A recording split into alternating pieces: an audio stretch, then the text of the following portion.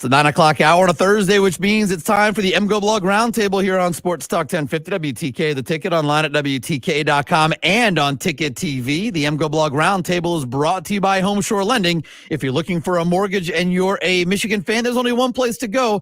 Homeshore Lending, both fair and honest. Homeshore Lending is local, efficient, and small enough so you'll work directly with the owner, Matt Demarest. For more information, go to homeshorelending.com. That's homeshorelending.com. And we are back here on the Michigan Insider, Sports Talk 1050 WTKA. Online at WTK.com. Sam Webb, Ira Weintraub on the other side of the county, as you know. MGoBlog Roundtable time, which means the crew from MGoBlog.com comes on Thursday, 9 o'clock hour, starting with the guy who runs the show over at MGoBlog, Mr. Brian Cook. Brian, how you doing, man? Hello. Good. Well, how's it going? Got some time between what we saw last Saturday and now. Some time to move on, right? Not enough time, Sam. I hear you. One of your right-hand men over at MGoBlog, Seth Fisher, as well. Seth, how you doing? We got hockey tonight, so pretty good. Man, and didn't they look fantastic? You talk about living up to the hype. We will certainly kind of lift our spirits talking about that a little bit. Then, of course, the venerable one himself, Craig Ross. Craig, how are you?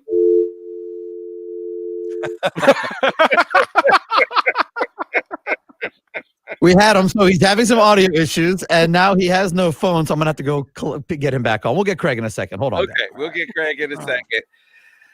So, fellas, I can't say that I certainly didn't pick Michigan to win last Saturday's game against Wisconsin. Didn't give them much of a chance when I found out all of the guys that were going to be missing, and yet I didn't expect for the loss to be as bad as it wound up being. And so it's against that backdrop and the backdrop of all the commentary on it this week that I allow you guys the opportunity to voice your opinions and or frustrations with what you saw last week, starting with you, Brian.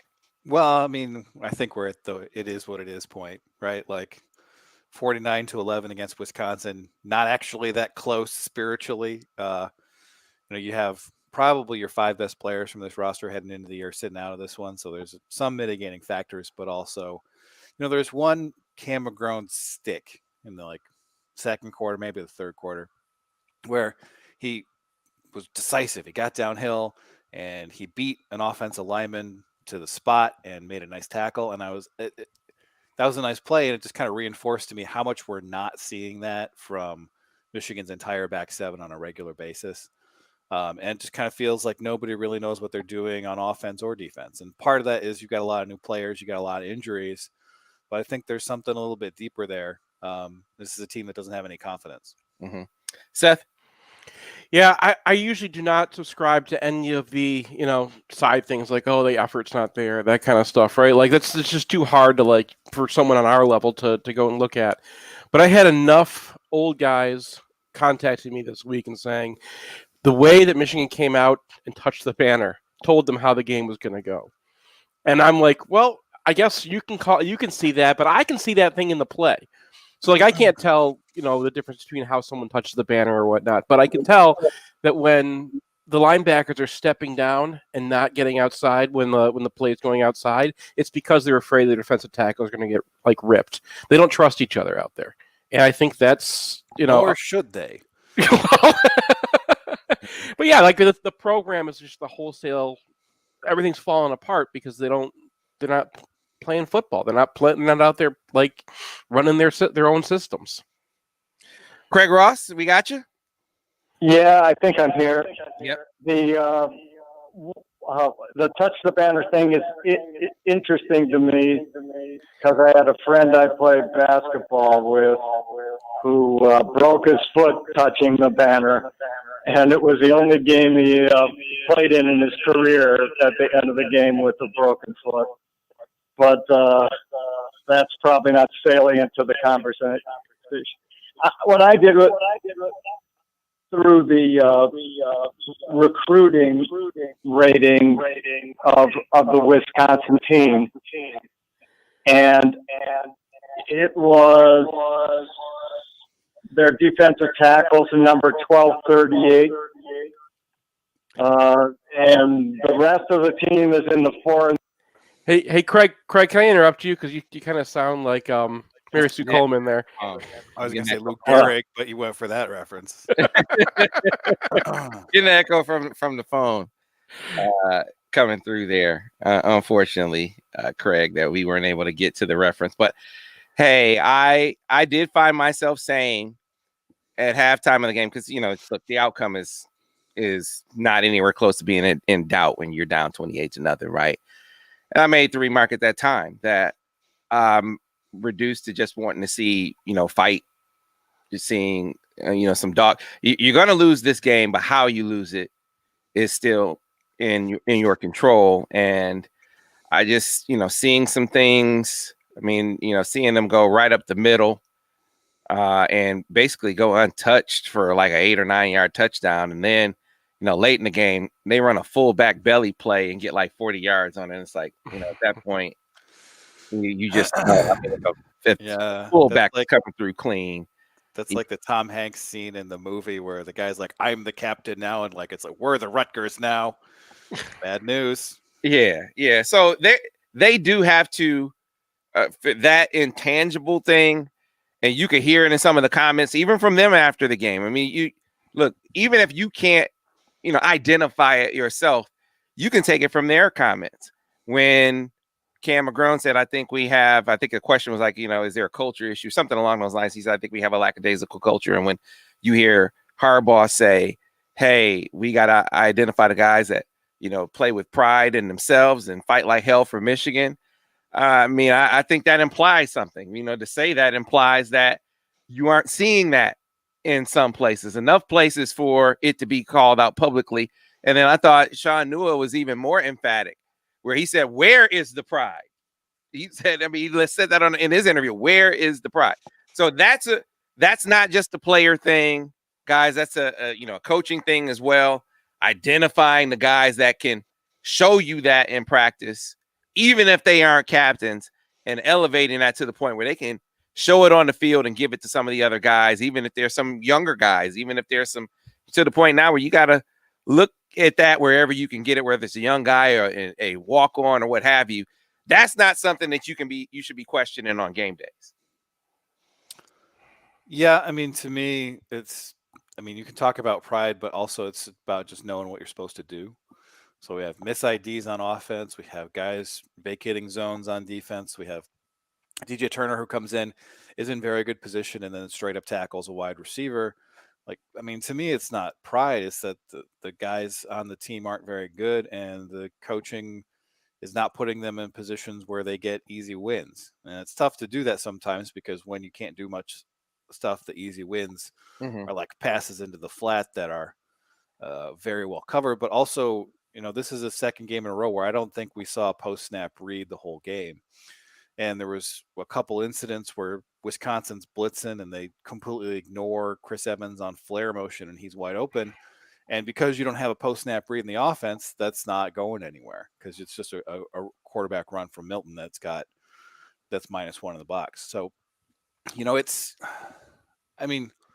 at some point, yeah, there's, I guess, pride that factors in, but mostly this is just a disorganized team, and it shows it every week. Yeah, it jumped out to me in a couple of places. We'll talk about the quarterback position, and where clearly, I think everyone thought that Joe had a strong first game. When I went back and looked at game 2 and 3, I thought that the criticism wasn't in line with how he performed. It certainly wasn't on the level of Minnesota, but I thought he did more good things than bad in both of those games. But this game, he just was definitely completely rattled.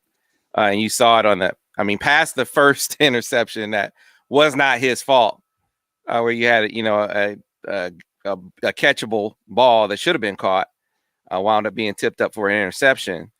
You started seeing the bad eyes from that point on. The interception, all the way down to when they pulled him when he threw into the teeth of a cover 2, a cover 2 safety, where the receiver is literally running down the hash. The safety doesn't even have to go anywhere, and they pulled him after that.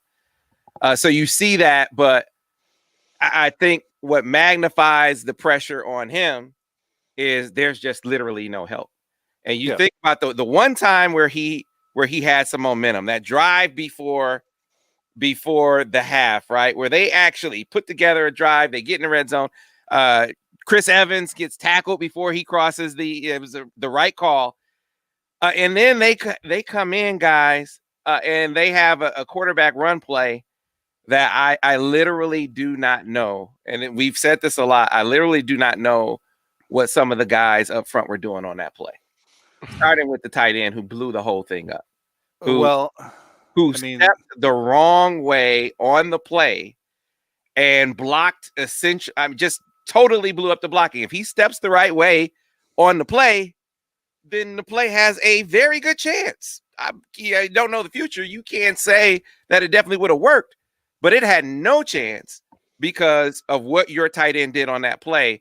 And that happens enough to say that, man, you can't single out that guy or that play because we see that one guy. It might be a different guy on every play enough this season to say that they just cannot find consistency from practice to games. And I don't know how you fix that. I don't think you do. I mean, not in a week, not in 2 weeks, not in 3 weeks. So this is what it is. And Michigan's going to be under 500 this year.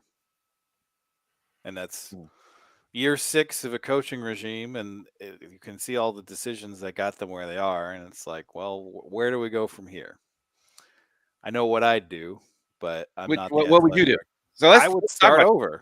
I mean, like, what would you do right now? Right now? Right now, yes, right now. If I was the athletic director? Oh, no. I'm talking about what would you do on a team? We could talk athletic. We could talk on the team. we could talk big picture after this. What would you do right now? They seem to be trending towards a quarterback change. Yeah, because that's great. That's great. that's gonna fix it. I mean, it's not gonna fix anything. There's a reason he was the third string quarterback, and there's a reason that Dylan McCaffrey isn't on this roster. And if you're 4 games into a season and you're switching quarterbacks and you ran your number 1 going into this season off, or he just doesn't want to be on this roster because it's hard to keep guys in Ann Arbor, like, there's no fixing this. I mean, you might get incrementally better. You might beat Rutgers. You'll probably beat Rutgers. But, like, you're looking at the Ohio State game and you're like, how big is the spread going to be? Is it going to be 28 points? And that's an unacceptable place for Michigan football to be in year 6 of a coaching regime. Seth? I mean, there's not a whole lot of things that they can do because the level of disaster right now is just so high that, like, you can't just fix one thing. You switch the quarterback around, it's not gonna. I don't think that's gonna change anything. You know, it's an attempt at a quick fix that's not gonna fix it. What you have to do is say, here's who we are. Let Gaddis run the offense. Gaddis was brought in to run the offense. They recruited some guys for him to be able to run the offense he wants to. Gaddis, call it your plays are, make your game. We're going to use reads because that's going to make things easier on our quarterback and make things easier on our running game. And that's who we're going to be. Maybe we're not going to, like, take some of the ceiling off and say, this is what we do. On defense, get back to the fundamentals and just say, this is what we do. If your defensive tackles get beat up, they're going to get beat up. That's not your job anymore. Your job is to do your job. I mean, that's the only thing they can do. You have to give yourself a floor because a floor this season will actually maybe get you some wins. It might get you past Penn State even. It could get you past Rutgers. If you keep on screwing around and you keep on taking these risks that don't do anything for the future of the program, I don't think you're giving yourself much of a chance to win. I think you're giving yourself more of a chance to lose. Yeah, I see it a couple of different ways in the short term. I was the quarterback thing. You got to give Cade McNamara credit. He came in and he did move him right down the football field. He was decisive. He was accurate. I think that it is, if this is the way they're going to go, then I think they need to go that way at every position, because I don't think that Joe played poorly in all the games. I think he played poorly in the Wisconsin game.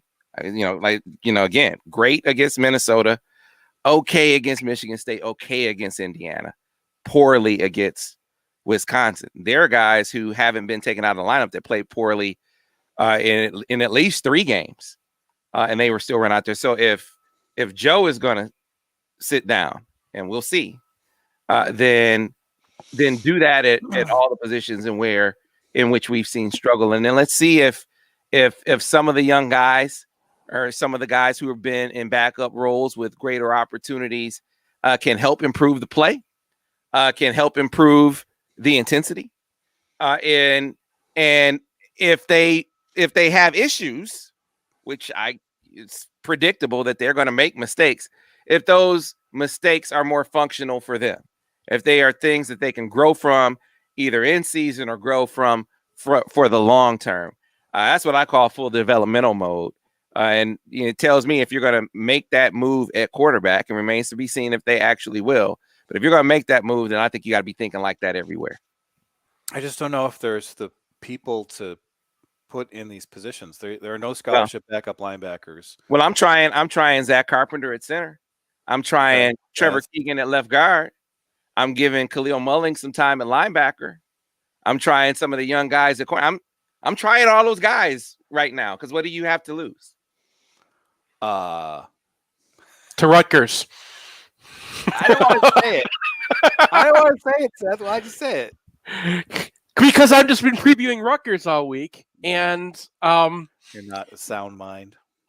well, geez, man, like they got a coach that they believe in again. So like Rutgers had some talented players, and they're just an absolute disaster for years because they don't play for each other. They don't know what they're doing out there. They're always trying new things, or they're like stuck on one idea because it's the only thing they know that works. And people were bailing, and the program was an absolute mess. And Michigan got to go in and take whatever they wanted to out of that fenced garden. And for right now, I think Rutgers I don't think Shiano's going to have long-term success, but at the moment, they feel like they're having success. And watching that team play their game when they feel like they're having success, after watching Michigan get just hammered by Wisconsin, when Wisconsin was still out some of their players, right? Like we can't. They weren't as bad a shape as us, but I think that Wisconsin is certainly missing some important guys. And it didn't matter. And even if you had all of our guys, I don't think it mattered. And watching that kind of the way that the team is playing right now, you can't fix it by just changing things around just for the sake of changing them around. I think you have to say, here's what we do. I think you have to play the players who do that the best and call it at that. If you have weaknesses, you got weaknesses. Well, I think we've seen the struggles be persistent enough with the guys that play to be able to say that there is a level that is being exhibited on the field that you said, what's your floor? I can't imagine that the floor for the guys who aren't playing is much lower than that. So why not inject them in? And I don't look, am I suggesting that guys who have shown a complete and utter lack of readiness to be out on the football field that you should throw those guys out there? No. But in instances where guys have been getting run with the ones in practice all week, I mean, if they're getting run with the ones in practice all week, why not give them a shot in the game? I mean, that to me is the point that you're at, especially like I said. I mean, if you're talking about changing your quarterback who hasn't struggled as mightily as some of the other guys that have been playing, then that tells me that you are in that mindset. You are in that mode that we need to try something different. We need to be trying some of the other guys that, again, let's see what they do with an opportunity. Maybe they come in and they have a Cade McNamara moment. You don't know it until you try it. And so, again, you say you could lose to Rutgers, but they could lose to Rutgers with the guys that have been playing too.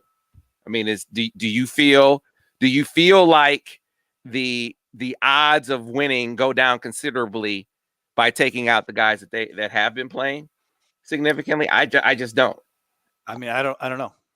You can make that argument either way, but also, like, if the guys aren't playing, they've had a 3-month camp. This is more data than you usually get in practice, and it feels like the guys who are behind, who haven't been mentioned, are probably behind for a reason. I mean, sure, rotate some guys in, see what happens, go for it. But I don't see a way out really. Yeah, well, and maybe it's not a way out.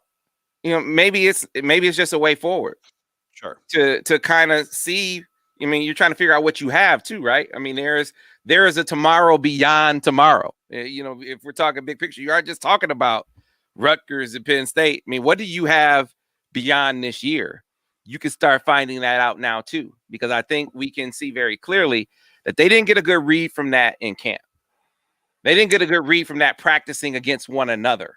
Sure. Might not get a better read from that playing against other teams to really see, all right, get a start to really seeing what do we really have right now? What do we need to compensate for? The transfer market, the portal is going to be booming. It's going to be nuts. There's going to be an opportunity to really address shortcomings on rosters. You're going to have space because some of your guys are going to leave, and there are going to be a lot of guys in the portal looking around for spots to fill. And so starting to get an idea of what you have now, I think is, especially for a team in Michigan's position, I think is a good idea. I mean, I think that's fine. I think that you need to start with something more. I hate sounding like an old guy here, but like there is some truth to the fact that you need some fundamentals, that you need to have a base of what we do. Here's our defense, and here's what we do, and here's what we recruit to, and here's what we learn to here's what we practice, and here's the guys who can play it. If it's Kalel Mullings who can play it better than Josh Ross, fine. But if Josh Ross is not Josh Ross because he's trying to do Carlo Kemp's job, then that's where you're really breaking down. That's where you're having these massive the big fullback run right there, like, or the 9-yard untouched run into the end zone, like where those plays, when you watch them, those are guys screwing up because they're trying to do other people's jobs, and you cannot have that in your defense. And on offense, like Cade McNamara came in and he had one great drive. He had a second drive that wasn't great. So I don't know what he's got. It's literally all I've ever seen of him, except for, the spring game in like the way back dark ages or whatever, right? So we don't know. I don't know what that guy has. I don't know what they're seeing in practice. If they're seeing that he's got a better command of the offense, or that he can execute reads and they've been taking reads out of the offense because Joe's not making them, I don't know. That's got to be their decision, but I want it based off of program values and who's the best out there running what we do, and starts with knowing what the hell we do. I don't know what we do anymore. We mentioned that quorum thing. Like, I'm going to go on a long monologue, but I'm going to be done here. But like the quorum thing, like Brian said, that we don't have a read for that, right? Where he's running outside. We have a read. We've seen them run that. They ran that in the spring game a year ago. It's in the offense. Run your offense. Yeah, I think that one of the things that may be a harsh reality is, refining what they do might mean just trying to do fewer things. I think they try to change up based on opponent. They try to be, that's the concept. The idea is that based on how they play you, that's going to dictate what we run, I think, is the philosophy. And I just don't know that they are to the point where they can vary that much. They can vary game plan and what they try to do from week to week as much, because guys, the lack of execution suggests that, man, maybe they just got to focus on fewer things and do what they do regardless of who the opponent is.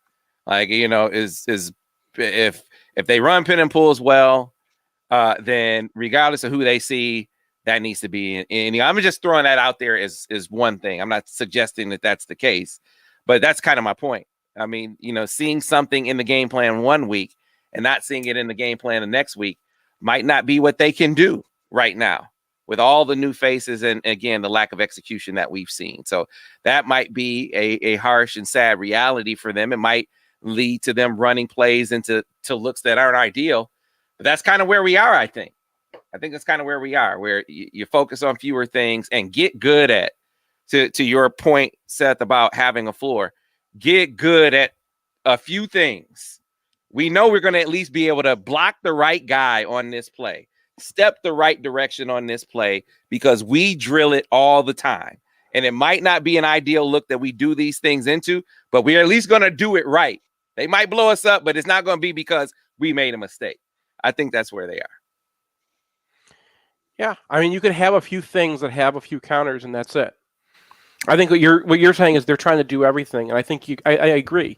And so they've been incorrect on their adjustments for certain. Whatever their scouting is, they certainly didn't scout Indiana, because Indiana blitzes you off the edges. What do they not have in the offense? Any edge attacks. See, but I guess I look at that and I watch the game, and this kind of gets to another issue that I have. I saw a couple of those corner plays, and they weren't blitzes. Like the one that they hit for tackle for a loss, that wasn't a blitz. That was a trap corner. They just didn't block, and they tried to get to the perimeter a few times. And it's like, basic things that you think should be executed on an every game basis, not being executed. Okay, so why can't you do that? Why is it not a game in, game out thing? And the only thing that I can think of is, are you repping it enough? Is there too much focus on other things? Because that should be something that you can count on. And I'm no coach, so I don't know the answer. I can just tell you what I see from a lay perspective on the outside. You watch these games and you'll see quite often one guy just completely blow his assignment, and it's not the same guy. So if you have one guy blowing his assignment all the time, and it's not the same guy, what that says to me is that to Brian's point, is that you have a group that just really right now collectively doesn't understand enough what they're doing. And if that's the case, then maybe you're doing a little too much. And maybe by scaling it down, you can at least repeat execution of fewer plays. That's the only thing that I could come up with from a lay perspective, guys. I don't pretend to know the answer for sure. I can just tell you watching it and see, and we'll show in the break. I'll give you a perfect example in the break that we'll show you on that 4th and goal. It's like, man, really? I mean, you got to believe that they ran this right in practice, because you wouldn't call a play in a game that you weren't executing in practice, right? And if that's the case where it doesn't carry over to the field, then maybe you got to just rep that more. And in order to rep that more, you got to rep other things less. And I think that's where they are when you talk about finding what they do. So we'll get to that. I want more from you. I can sense you guys want to get over to hockey. So or anything. I will certainly oblige, and we will talk about other things unless you have some other football points. No. Let's get to this ad break. We got to get to a break. Back on the other side here on the Michigan Insider on Sports Talk 1050 WTK, The Ticket.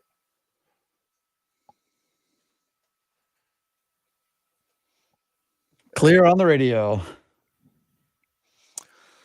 I wonder if X can make the Lakers. Probably not. Probably not. I did enjoy the Pistons draft last night. I did too. They should have taken Tillman instead of the center they got. Seriously, if the idea is that this guy is a defensive center, then I'm taking Tillman over virtually anybody in this draft. But they did a lot of stuff. Mm-hmm. I think they drafted all upside. They're definitely rebuilding. They took on a couple bad contracts. Like we have a plan finally, and it's been a long time since I felt the Pistons had a plan. All right. So one of the guys kind of tipped me off, because I wondered in the moment what happened, and one of the guys said immediately, "Tight end missed his block." And miss it is the wrong word, and so we went back and telestrated it. I was looking for this play in particular because it was. But that's not the only problem on that play. There's also a linebacker who both Mason and Zinter block. So yeah, Zinter stops on his pull. Mm-hmm. Zinter stops on his pull. So let me pull it up here. But I think he stops on his pull because the tight end screwed up. Yeah, but the tight end has a different guy entirely. Right. So, when we see the end zone, Mason gets that guy though. Yeah. Right. So this will give you the idea. So the tight end is supposed to hit this 6 on his outside shoulder, and then, as you talked about, Zinner comes around, and this linebacker Mason is going to pick him up. But when Schoonmaker does what he does, I think it throws an inexperienced guy and Zenner off. He like, oh shoot, it just blows everything up. So maybe I'm not supposed to go outside here. Maybe I'm supposed to get this guy coming, shooting his B gap here. Maybe that's what I'm supposed to do. And it just completely blows everything up. And you can see on this play, where are you going? Where are you going right here? It just completely blows everything up. If he steps the right way, then maybe this doesn't throw off a young player to the point in the way that it did. And he just goes around like he's supposed to and gets whatever is outside. And then Mason can come up and blow up the linebacker like he's supposed to. But when Schoonmaker steps wrong, there's a cascading effect from that point on. And the problem is there are things like that all the time. Yeah, they don't do well at all when the opponent does a gap exchange. So that end is going to be forced there, and Schoonmaker just doesn't expect it, right? So anytime someone on the defense stunts, in pass rush or against the run, Michigan's offensive linemen are not reading it and seeing it. So that was something they were really good at last year. And I think they had four offensive. Right. Well, they had 5 NFL offensive linemen who currently aren't playing. So it right. And you're going from Michael Onwenu, who was an All-American or playing at an All-American level, and maybe the Rookie of the Year in the NFL this year, to Zach Zenner, who's a true freshman. He was All-American for half a season, and then he was just okay in the back half. But he was good. Don't get me wrong, but he wasn't. He fell off a little bit. Okay. No. Okay. This is pedantry. I admit. I'm sorry. The NFL Rookie of the Year versus a true freshman. All right. It's just really. I don't really see much hope either now or in the long term, because the things that we've seen have kind of been a problem with the program for many years, and I don't expect that really to change. Because there's going to be more coaching turnover. There's going to be more recruiting holes. We'll see. All right, coming back on radio in about 15 seconds. Because that seems like it's actually not doing too bad. Yeah, what happened there? It's the strangest thing. Stand by, guys. Am I correct that the players are basically just doing it themselves and doing what?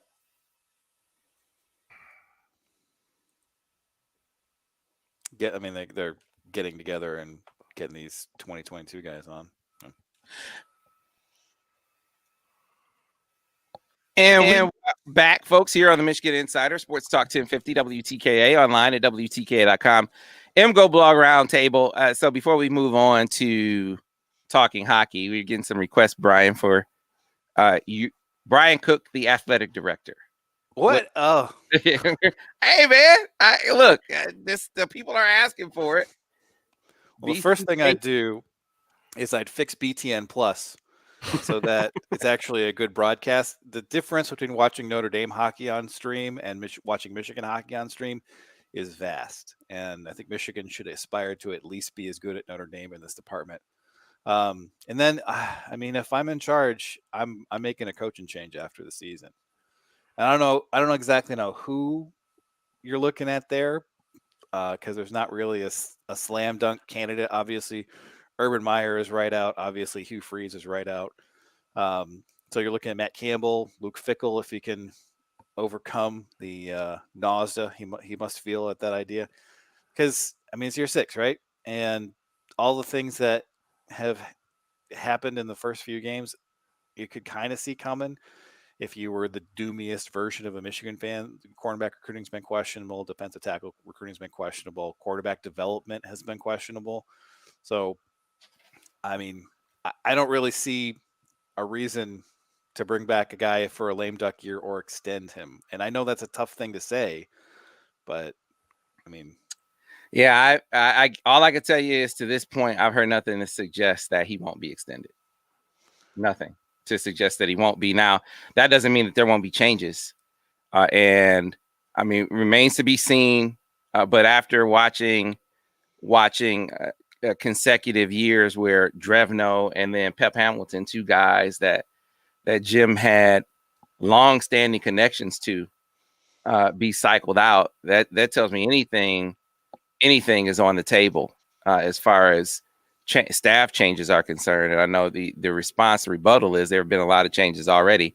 I'm just reacting to what I hear, and I've heard nothing to suggest that anything but an extension is coming for Jamar. Now that doesn't mean that he won't listen to overtures from the NFL this year. Now that's not a reflection of anything that I've heard behind the scenes about what he's telling people. So I want to make that clear. I'm just saying I don't know what the reaction is going to be this time around if NFL overtures are made. Will he be more receptive? There's nothing to suggest that he is looking that way right now. But let's see how this season finishes. Will how the season finishes affect his outlook? And if it does, then you're in a position where you aren't paying a $10 million buyout, and you're making that move. Either way, do I think that we'll see some differences next year? I think that's likely. I just don't know to what degree. And like as you mentioned, they've made a lot of changes already, and this is where they are. So why would the next wave be the difference maker? It just doesn't kind of hard to see it turning around here. All right. So gave the people what they wanted. You wanted Brian the AD, you got Brian the AD. All right, let's go over to some hockey, where as expectations go, right? The X-Men, it's only 2 games. Only 2 games. I get it. But man, Brian, you talk these guys up like this is one of the all-time great Michigan freshman classes. And for 2 games, they pretty much looked like it. Yeah, the level of domination Michigan was able to sustain against a team that would have been in the tournament last year if there was a tournament. We haven't seen that for a long time. Now, Arizona State does tend to get outshot when they play high-end teams. Their Corsi last year, which is just shots attempted, your ratio there was 47%, but Michigan was at 68% Corsi for the weekend, which is crazy. The national leader last year was Minnesota State at 59%. So that's how tilted the ice was, is that 70% of the shot attempts in those 2 games were from Michigan. And the quality of those shot attempts was also vastly different, because a lot of Arizona States were just like trying to get it on net just to get that shot number up. So, exceeded expectations. You're a little bit nervous whenever you have spent literally years hyping up a bunch of kids as the savior of a hockey program, but so far so good. Owen Power looks incredible. Kent Johnson looks incredible. Matty Beniers, who I will manage to pronounce correctly at some point before his tenure is over, looked great. And I mean, that was just good fortune for Michigan, because he was going to go to Harvard, and Harvard was making noises like they weren't going to have a hockey season, and he's in his draft year, so he needs to go somewhere, and he lands at Michigan, and that's a cherry on top right there. So Wisconsin is this weekend. They have a transfer goalie who they're playing over the guy who was really bad last year. They swept Notre Dame in their opening series. They have a lot of talent. Like Michigan, they had a bad year last year, but a lot of those guys are back. They have a couple first-round picks on the roster, another guy who's probably going to win the first round this year. So this is going to be like a very good test to see where Michigan is versus a team that can skate with them. Yeah, I think like the big question after last week was, was this the Minnesota game, right? Like, was ASU just really bad? First of all, there were 2 games, not 1, so we actually got to see them after a day off. And I thought the second game, even though it was just 3-0, I thought we dominated more in the second game than the first game. It was just like, I think Alex Drain, a guy who writes for us, said that it felt like Michigan was on the power play when they were 5-on-5, and then. Yeah, when they were on 4-on-5, when Michigan was on the penalty kill, they got as many shots as Arizona State did. Yes. So it's overwhelming talent for a team that has a couple of good players but doesn't really have a whole lot in the way of NHL draft picks, and seems a little stuck in the mud, and that's going to be something that we're going to see if Michigan can maintain this against a team that might be pretty good this year in Wisconsin.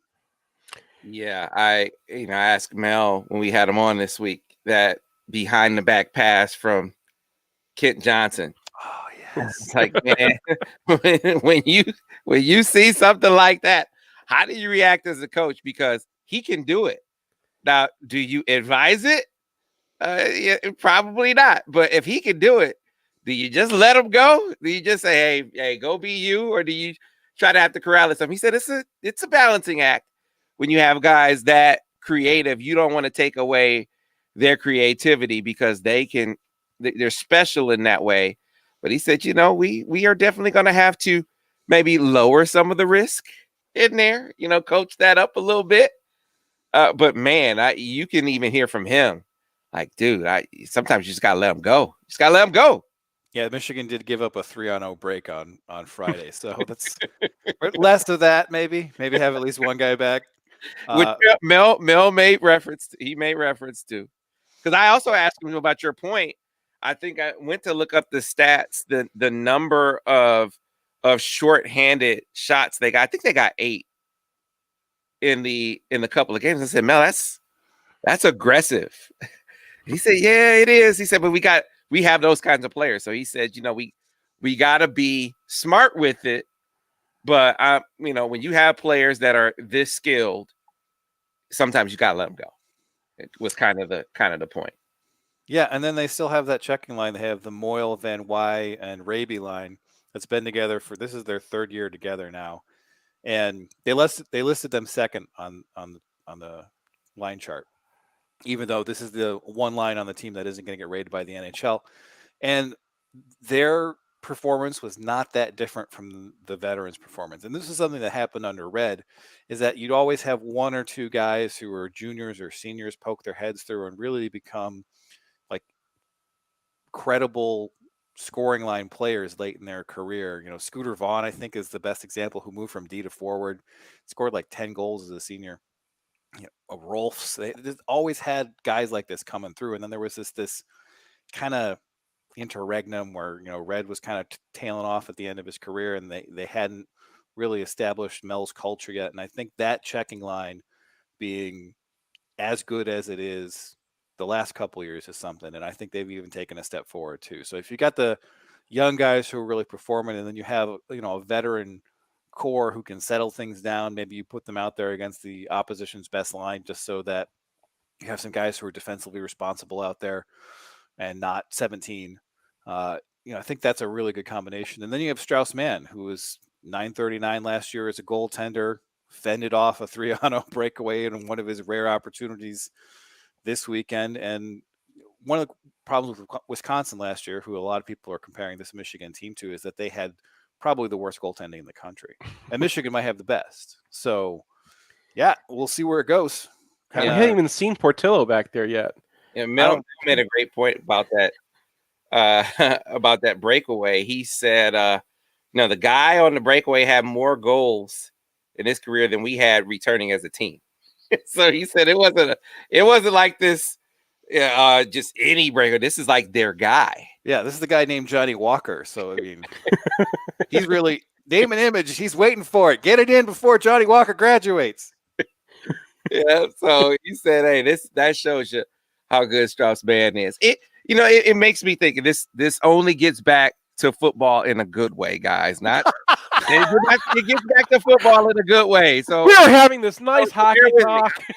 I'm making a comparison between, this outstanding freshman class that they brought in, and sort of, juxtaposing that with at least what we're hearing coming out of this recruiting weekend for football. Now, it's a far cry from guys being consummated and in the fold. But I ask you guys the question, because I know you follow recruiting. I haven't seen anything like what we're hearing coming out of that weekend, where Michigan just gets demoralized on the field. You have all these guys on campus, albeit on their own. They came together as a recruiting weekend on their own, but coming out of it, the number of guys that are rah Michigan, we see the opportunity to go in and do something special together. I mean, if you had one guy saying that, I can see how one guy might have that big picture perspective. Hey, it's a down year, early playing time. I can see it being available. That's why I like it. But you had like every guy saying that coming out of the weekend, in the case of the 2022 corners, I mean, you got the number 1 corner in the country, the number 3 corner in the country, a top 247 safety, who I think they're going to get in a couple of weeks, and Isaac Thompson.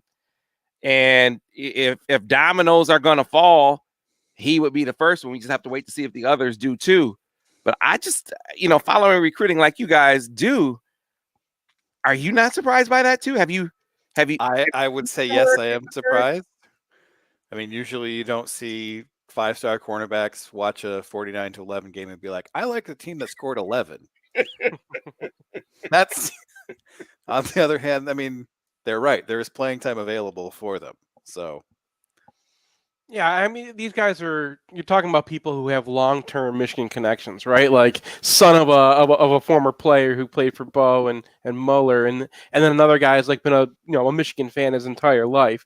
And like, he's friends with Donovan Green Warren's family and everything. Like there are reasons that they have connections to Michigan in the first place. So, you're talking about guys who are Michigan fans to start with. And I think that's been a problem with their cornerback recruiting, is that they've had the opposite luck recently, that like they just haven't had a lot of guys who were born looking at Michigan. So then you have to have a reason to look at Michigan, and they just lost some of those battles.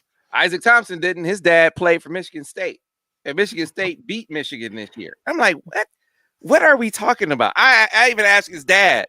I said, man, so you just watched Michigan lose 49-11. You watched your alma mater beat Michigan. What if your son wants to go to Michigan?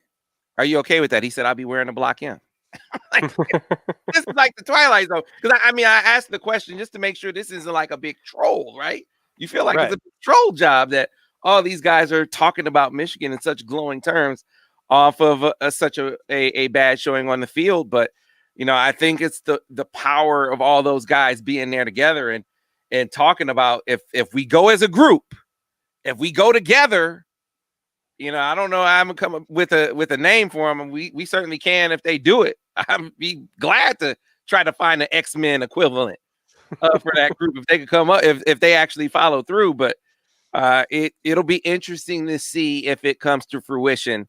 I feel like it has a greater chance of happening than I certainly did before they came last weekend. I think you got to give credit to the players themselves. And I think back, like, remember the Wilton Spate class that like all came together that like one glorious February weekend where we almost killed Ace because he had to write all those things. Like, but like he was really good at like rallying all those guys to join the class, and they had an excitement inside the class. JJ McCarthy has done probably the best job I've ever seen of a recruit leading the recruitment of the class. Like if that guy goes on to his, after his NFL career is over and everything, and after he's coached Stanford to a Pac-10 championship, he should definitely come back here and be recruiting coordinator at Michigan.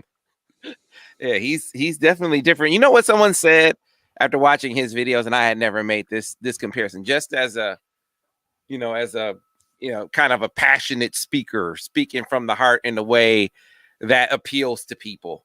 They said, he has some. He's Tebow-esque in that way. And I had made, not as a player, they're totally different quarterbacks, but just as a motivational speaker, he has that motivational speaker vibe to him, in my opinion. That's one of the things that I always found about Tebow, watching him, even going back to high school when he was a Michigan recruit. I remember the first time interviewing Tim Tebow down at the Army All-American Combine. And this had to be before his junior year. And thinking, man, this dude just sounds really freaking mature, right? Not knowing that Tim Tebow was going to be Tim Tebow down the line, just knowing he was a big-time quarterback that Lefty was recruiting at that moment. And lo and behold, man, he was that kind of lure, that kind of motivational guy for his team. Maybe JJ will be that too. Mm-hmm. And I'm leaving out Junior Colson too, who seems to be another one of those guys. And he's a legit prospect from Tennessee that the SEC was definitely going to have interest in. And he's been 100% go blue the whole time. So that's that when you have a couple of guys like that in the class and they're really committed, I think it's easier to build around that. And I see it in the way that like Michigan's Michigan. So like if we lose Harbaugh and the coaches get changed around, whatever, Michigan can still hire one of the best coaches out there. And Michigan's still going to have all the facilities. Michigan's still going to have access to the things that Michigan has access to. So, unless you have an Ohio State offer, an Alabama offer, Michigan's a pretty good one. See, so we just had that discussion. It was a positive one about football, right? All right, so now maybe this one won't be so positive. I always have to ask you guys about the upcoming game. Give me a winner and a score. Brian Cook, Michigan versus Rutgers, and understand this is a game that Michael Dwumfer has had circled on his calendar. Michigan has been struggling on the interior of the offensive line, on the offensive line, period, I would say, but certainly on the interior. What do you see happening in this game? Michael Dwumfor gets 6 sacks. Michigan loses to Rutgers 35-2. Come on, man. What? All right, fine. 27-2. Seth? I think we can score on this defense. Michigan loses 27-25. I think it'll be that kind of game.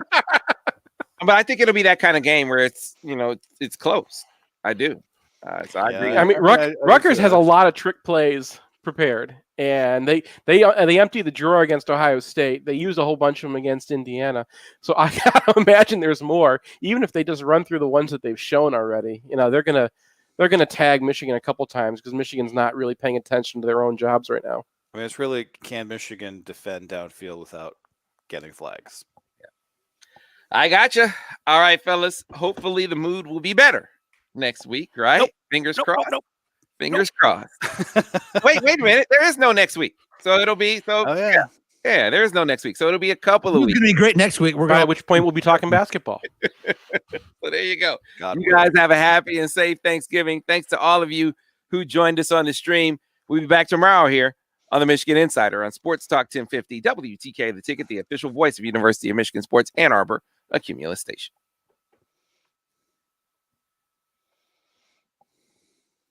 I do think we'll see Zach Carpenter this weekend. Also, Yeah. guys. Yeah, it was Well, best makes start. sense. You guys see they canceled the Rutgers. They canceled the Michigan State Maryland game. Yeah. They That's finally made the decision. Surprised it took till Thursday to do it, but they did. yeah, so I mean, Vistardis has been playing crappy anyway, but he's been maybe probably because he's been hurt too. yeah. I mean, yeah, he had a good game against Minnesota, but I had him like -5 in the most recent game. It's I don't know. You just have this false dawn, and then you see what you got. Yeah. Yeah, I won't mind going with Carpenter if they do that. Like, Is Pay gonna play? I don't know.